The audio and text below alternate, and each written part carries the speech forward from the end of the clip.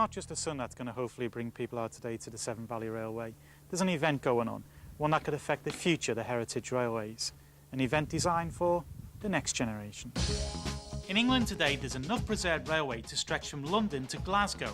At 16.5 miles long, Severn Valley Railway may only be a tiny part of that statistic, but it's no tiddler among preservation lines, and it's certainly not short on big ideas. Today, it's Thomas the Tank Engine Day, and thousands will be attending. Established in 1970, Severn Valley was one of the first preservation railways in the country, and is considered by many to be the UK's #1, as it hosts more mainline engines than any other preserved line. The steam engine would win every time.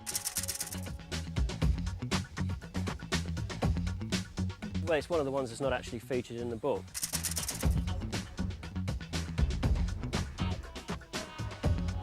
And if they're all as easy as that, we'll be done in no time.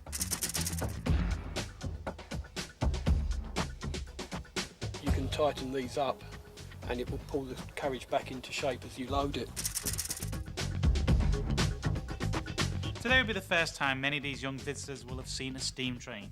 I'm just as excited as them about my trip aboard Thomas, and taking that role for the day is a pannier tank engine, designed and built as a shunting train for the Great Western Railway. Mark, tell me what's going to be happening here today? Well, it's a day out with Thomas, and this morning here at Bewdley we're getting all the engines ready for Thomas at Kidderminster. So a special day, because obviously you're going to get lots of people today, more than any other day. Well, we certainly hope so, and there's lots of people who have pre-booked. It's a very, very popular event. Mark had worked on Thomas days before, and like many other volunteers, he often doubles up on roles and responsibilities, as I was soon to find out. Tell me about this particular engine. It's an old Great Western pannier tank engine, although very late Great Western, and it was used for carriage shunting in and out of Paddington. It was sold by British Railways to the Coal Board, and they tended to abuse the locomotives because they were life expired, and they just used them to their very last. So when you restored it, what did you have to do? How much restoration went into it? All the moving parts had to be restored, remetalled, machined. Many new parts had to be made because they were just too worn out to use again.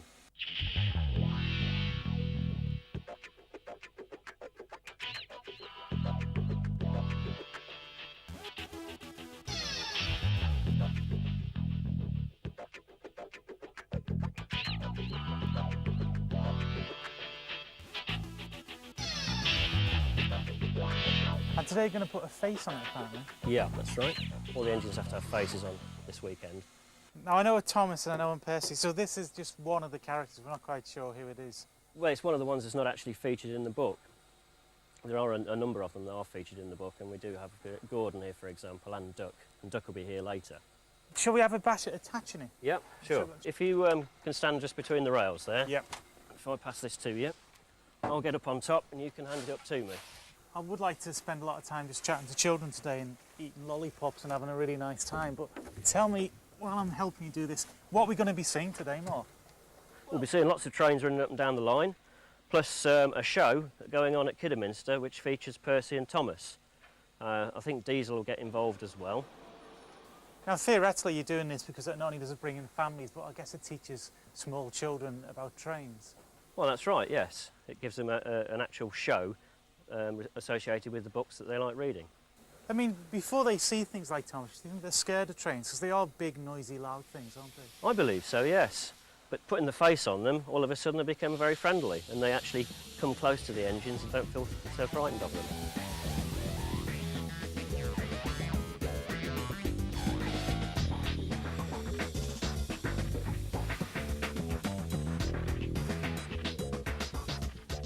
Tell me about the Severn Valley Railway. Well, it's a 16-mile branch line in Worcestershire and Shropshire that we've preserved, along with steam locomotives and rolling stock from the steam area, together with all the signal equipment and everything else that goes with it. And here at Bewdley, we're actually restoring locomotives, carriages and wagons. Perhaps now we can meet Steve, who, along with his colleagues, restores the goods wagons. Steve, obviously I'm standing by this bright, shiny new one, and I've left you by this old, decrepit one. Well, actually, Vince, I'm afraid you got it the wrong way round. That's actually the older one, and this is the newer one by about 24 years, in fact. That's actually built 1913, and this one 1937. At Severn Valley, there are around 80 varying types of wagon. They're used for collecting and moving spoil, transporting spares and equipment, storage, and of course, their presence also adds to the look of a working train line.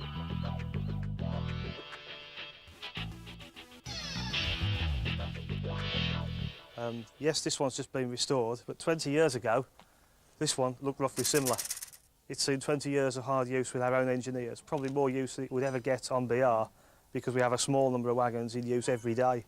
Why is it worn out? I mean, is this just wear and tear of the weather? It's wear and tear of weather and carrying locomotive ash, which is corrosive.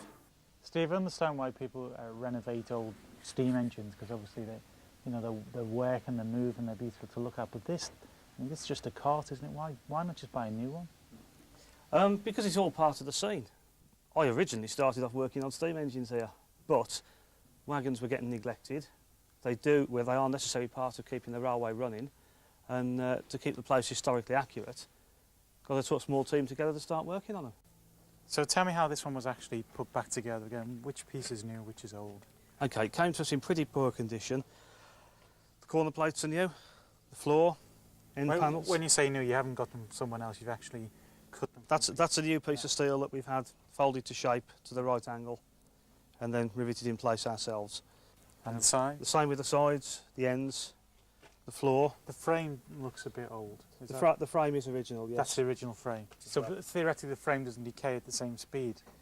No, it's not in contact with ash and ballast and things that wear it. It does tend to survive a bit better. So don't you feel like you maybe waste money just on putting money on this rather than spend it on the engines? Not really, because these are support vehicles to maintain the infrastructure of the railway, and to some degree without them we wouldn't have a railway to run the engines on. Okay, the first thing we've got to do to this, Vince, really is take this end panel off. So are we simply cutting like this? No, what we're going to do is cut the rivets out and knock them out, because we need to save the corners, the uprights and the top rail. So we can cut into the plate as much as we like, but we mustn't cut into the angle. So we'll turn the acetylene on and get the oxygen on fairly quickly, because the acetylene on its own makes a lot of soot. Well, what we're doing now, heating up the metal, and once it's hot, you'll see it start to glow.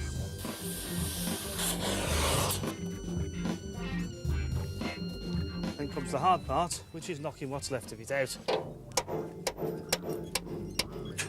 And if they're all as easy as that, we'll be done in no time. Perfect, that's it. That's done. Now you've got to knock the remains out. That's gone. It's gone. How long is it going to take to get all these rivets out and get the whole panel off? Probably take us a couple of hours to get the whole panel off. It's probably going to take us 3 or 4 months to do the complete wagon with all the smaller jobs that that's need not doing too on it bad as well. actually. So it'll look like that one in 4 months' time. It'll look pretty similar to that one, yeah. It's not just the wagons that get major facelifts. Catching up with Mark, I found out he was just part of the team running a wide and ongoing programme of restoration. Mark, you got this box attached to the side of the engine. What is it? It's the rear sand box. It's used for putting sand under the engine wheels when we're running in reverse to get extra grip. Sand goes inside the box here, and there's a mechanical system at the top here. Which is this one? That one there, yeah. Operated from the cab, is it? That's right. Most of that mechanism's removed at the moment. And it's simple open-shut mechanism, That's so you right. open and obviously the sand goes out in the wheels. And then the sand runs down the pipe underneath the wheels, giving you traction. giving you extra grip. And you have another one down there as well? At the front as well, for going forwards. Right. So you actually lay the sand underneath the wheels and then the engine rolls over it. So is it a real problem with traction? Under rainy conditions, yes. Bearing in mind that the engine could be pulling 1,500 tonne train. The object is to take this off and clean it. That's right. So if you want to start loosening these top bolts off here. Yeah. Mark, tell me about the specifications of this particular engine. It's a Great Western locomotive, built in 1918. It's a 280 heavy freight engine, designed for pulling goods trains. The first engine of this type was built in 1903, and that was actually tested up to a train of 2,000 tonnes, which was actually 107 goods wagons. But he then went to a scrapyard and was bought from that scrapyard in 1974, so obviously by that time it was in very poor condition. It's no wonder that this locomotive needs an overhaul.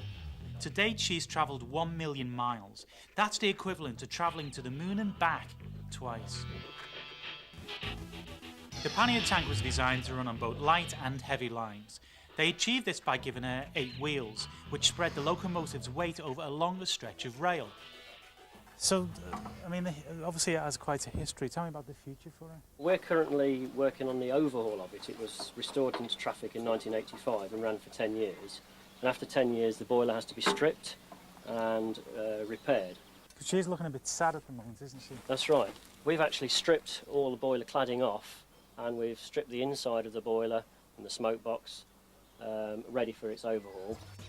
One of the good things about owning so many carriages is that they can be used for a variety of purposes, like workshops. Well, first of all, we just need to scrape off the worst of the grunge. It comes off easy enough, doesn't it? That's right. It can be very satisfying, taking something that's all horrible and dirty, scraping it all off, cleaning it, and then giving it a good tidy coat of paint to finish with, ready to go back on the engine.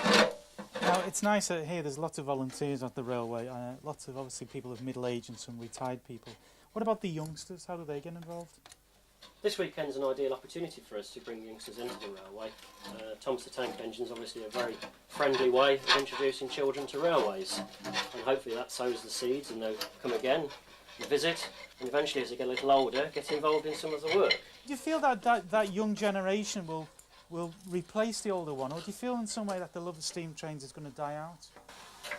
I don't believe it will die out, no, because we are finding that there are children who are coming up now who don't remember steam in the old days, but remember steam as they grew up on railways such as ours. I think I'll leave you to your hard work, but I'll try to find some new recruits for you. Well, that would be very useful, because as you've seen, we need all the help we can get. This was turning out to be a busy day, for me as well as the line, and there was still a great deal to do. The restoration shed was just a few stops down the line, and there was no way I was going to leave a trip on Thomas the Tank Engine just to the little kids.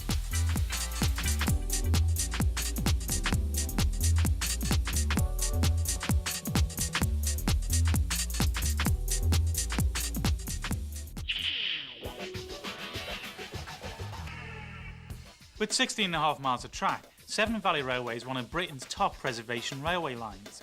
Today, Thomas the Tank Engine and friends are running on the line. Days out like this help raise much needed funds to help keep steam preservation alive. But, as I've already discovered, that doesn't halt the work in the restoration yard.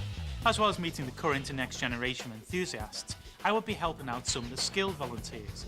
These dedicated individuals don't just maintain and operate the railway, they make sure the trains are kept in working orders for years to come. It's a lengthy process and often means completely dismantling old units in order to restore them. All these pieces are from this carriage. This is the standard that we're aiming to return everything to. And what wood are we talking about here? That's a mahogany, a teak or a sapele. They're all exotic hardwoods, which is a bit of a shame now because they're outrageously expensive, but in its day when it was built they were dirt cheap building materials. Right. Now this piece here looks like some sort of coding machine. I guess it isn't.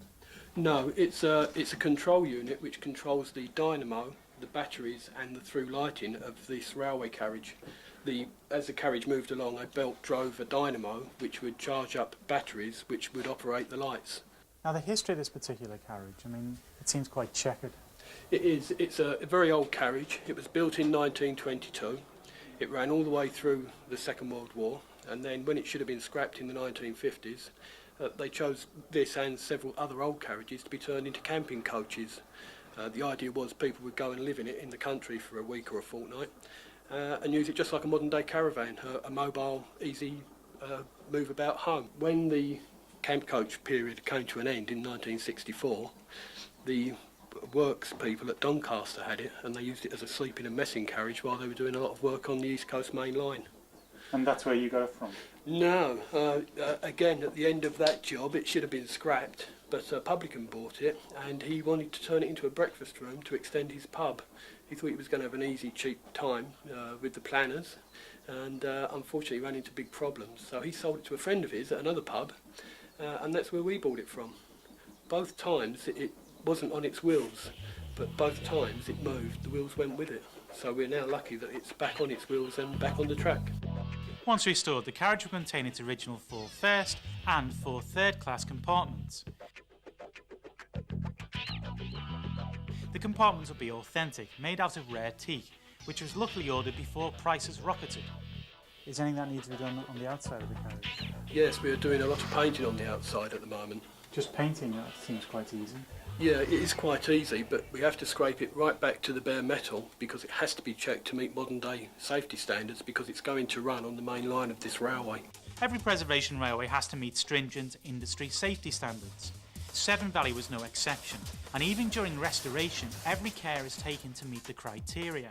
You can see from all the corrosion here, this is why we have to strip it right back to the bare metal to check that there's enough here for it to run on our railway. Dorman Long & Co built this and they were so proud of it they actually rolled their name onto it. It's a very strange section, it's called a bulb section under frame. It's also not riveted, it's got a queen post and truss rod construction. So what's the job of those two? Well, this is to strengthen the underframe and to stop it flexing as it moves up the track. 60-foot long carriages were very new in 1922 and they fully expected them to collapse in the middle. Up until then there'd been 4 and 6 wheelers. So on this piece here, it's not like the riveted frames on the other piece? No, this is an old-fashioned way of doing the same job. It's much lighter but much stronger. It's called a queen post and truss frame. The idea is that you can tighten these up and it will pull the carriage back into shape as you load it. This has got no brakes on it, which is a bit heavy, which is why it actually bows up a bit at the moment. And I have to ask you about this because I've never seen this star configuration before. That star purely denotes to the guard that when he's finished his turn of duty, he can come here and take the brake reservoir off so that there's no chance of the brakes slipping overnight. It was now time to make my journey down the line, to meet the young people who hopefully might one day step into the shoes of the volunteers I'd already met today. Painting, cleaning, restoration, all very well and good, but first-class carriage, beautiful countryside, that's the real reason for steam trains.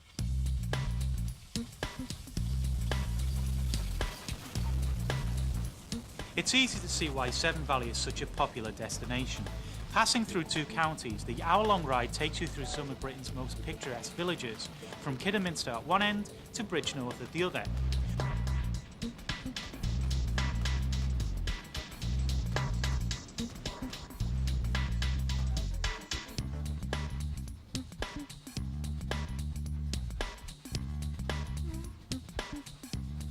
Up at the front, Thomas was puffing away and pulling me along in one of the 2 complete sets of carriages that Severn Valley own. Over the years, they've chosen their large collection of rolling stock carefully, accurately reflecting an era from 1914 right up to the 1960s. Arriving at my final destination, I followed the crowds who were flocking to ride on a special guest, Toby. This is a purpose-built machine for Toby the tram engine. Basically, it's an old custom that's been converted under licence from Brit Oldcroft to fulfil the purpose of Toby the tram engine.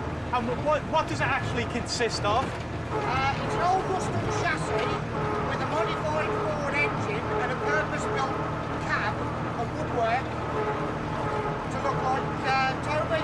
And what do the kids think about it? They love it, they love it. Even today, the response from the kids is absolutely phenomenal over it. Now you say the kids really like it, and a lot of the guys who work on the railway are quite old. Who's the next generation going to be? That is who we're trying to promote with, Thomas. We're going to get them interested in railways now, and then hopefully it'll breed, it'll come in their breeding, and they'll want to come on the railway. So the fact that they like this sort of cartoon characters, the toy characters, you think that'll get them interested in the railway? And that's tomorrow's railway. Toby was hired from the Battlefield Steam Railway and was a purpose-built vehicle for special days like this. Neil, tell me how it actually works. Well, basically, Toby's got 4 controls. There's a reverse, forward and neutral lever there, which gives us the direction. Here we've got the 3-speed gearbox, which gives us 3 gears in forward or reverse. First gear maximum speed is approximately 3 miles an hour. Then about 5 miles an hour in second gear, going up to about 10 miles an hour in third gear, and that's the same for either direction. This one here is the handbrake, which we use for stopping Toby when we're going in either direction. And this here is the regulator which gives us the speed for the engine. It's a 4-cylinder Ford engine which gives us about 48 horsepower. And what's this very valuable and The interesting most one? important one here is the horn. And where's the engine from? Was it made specifically for this? This type of engine, they did 3 different versions of it. One was for a tractor, one was for a lorry, and one was a multi-purpose engine which drove compressors and generators and things like that. Are you happy driving this one, or would you rather be driving Thomas? Oh, definitely. The steam engine would win every time, but as a next best, this is good enough. Are there any young children who probably see you today and want to follow in your footsteps, do you think? Yes, sometimes there are lots of questions and people are very interested in joining. I've got 2 sons who are very keen and help me out quite a lot. Well, it sounds like Rob had got his lads bitten by the bug. But what about all the other youngsters and parents who have come to the railway today? Can I ask you why you came here today? The kids really love seeing the steam train. It's been wonderful. We've had a great time. Have you had a nice day today? Yeah. What is it about the trains that the kids like? Boys are just mad about trains, aren't they? I like trains. When you get older, would you like to be a train driver? Yeah. You wouldn't like to be a guard who waves the flag?